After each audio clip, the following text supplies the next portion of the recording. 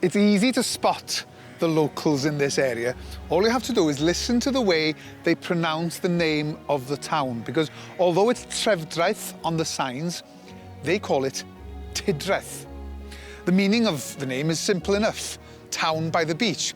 But for once, it's the English name that offers the best story, Newport.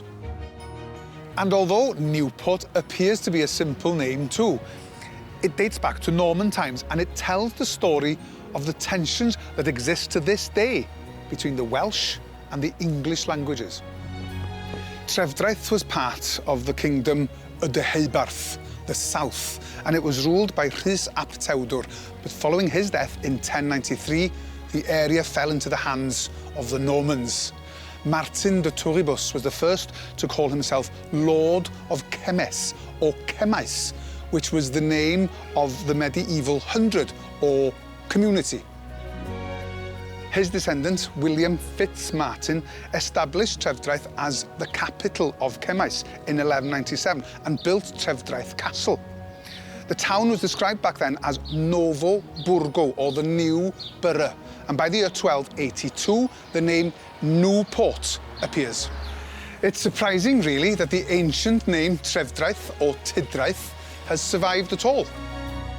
The Welsh and English names for this pretty little village also bear the scars of centuries of conflict and tension between two communities.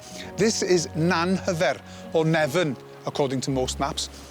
Nanhyfer is named after this river, which flows into the sea in Trefdraeth. It's the River Nyfer, and it takes its name from the Welsh word hyf, meaning brave or shameless even.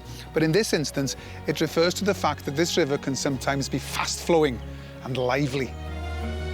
The name Nanhyfer combines Nyfer and Nant, which means stream, so the original name would have been Nant Hyfer. As often happens, our Welsh place names are anglicised, and Nanhyfer has become Nevern. So here in this part of Pembrokeshire, it pays sometimes to ignore the maps and just listen to the locals.